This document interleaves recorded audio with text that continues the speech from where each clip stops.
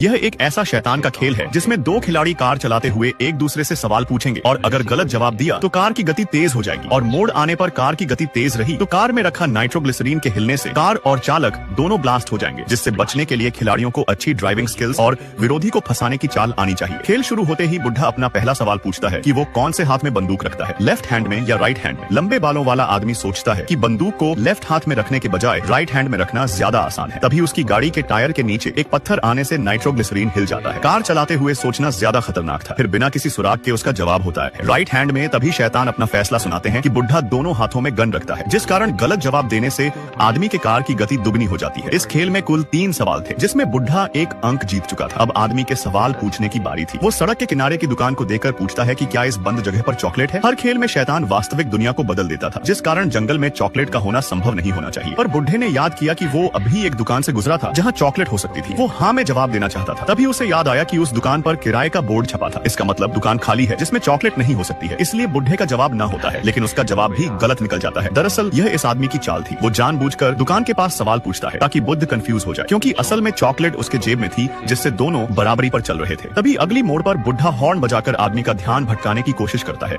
और चुपके से सड़क के किनारे लगे बिलबोर्ड पर बंदरों की संख्या गिनकर सवाल पूछता है, जिसमें आदमी का जवाब फिर से गलत था, जिस कारण उसकी कार की गति और भी तेज हो गई थी। आदमी अपना आखिरी सवाल पूछता है कि क्या गाड़ी में रखा नाइट्रोग्लिसरीन तरल है। यह सुनकर बुढ़े को हंसी आ जाती है कि क्या फालतू सवाल पूछ रहा है। उनकी गाड़ी की स्पीड 125 किलोमीटर प्रति घंटा थी और आगे एक यू टर्न आने वाला था। इसमें दोनों मरेंगे, लेकिन आदमी मुस्कुराने लगता है। तभी उसने अपनी राक्षसी शक्तियों से नाइट्रोग्लिसरीन को 1 सेकंड में जमा दिया था। इन खिलाड़ियों को यह सब शक्तियां राक्षस से सौदा करने पर मिली थी, लेकिन बुढ़े के पास ऐसी शक्ति थी जिससे वो समय में पीछे जा सकता था। बुढ़े ने यह आखिरी राउंड में इस्तेमाल करने के लिए बचा कर रखी थी। तभी बुढ़ा शक्तियों से आखिरी राउंड की शुरुआत में चला जाता है और जब आदमी नाइट्रोग्लिसरीन को जमा कर सवाल पूछ रहा था कि कार में नाइट्रोग्लिसरीन तरल है या नहीं, तो बुढ़ा पूरे कॉन्फिडेंस के साथ जवाब देता है, जिसे सुनकर आदमी हैरान हो गया था। हीरो की आभा रखने वाला यह आदमी विलेन से हार जाता है। अच्छी बात यह थी कि दोनों जिंदा थे, लेकिन बड़ी मेहनत से जुटाई 98 राक्षसी चाबियां आदमी ने गंवा दी थी, जिसके बाद वो बेहोश हो जाता है। यह खिलाड़ी राक्षसी शक्तियों से धोखे से गेम को जीतना चाहता था, जिस कारण उसे सजा तो मिलनी ही थी। दूसरी तरफ उसकी दोस्त ने प्राचीन चित्रों की पहली को सुलझा लिया था, जिसका मतलब था 99 राक्षसी चाबियां से न सिर्फ खेल को पूरी तरह मिटाया जा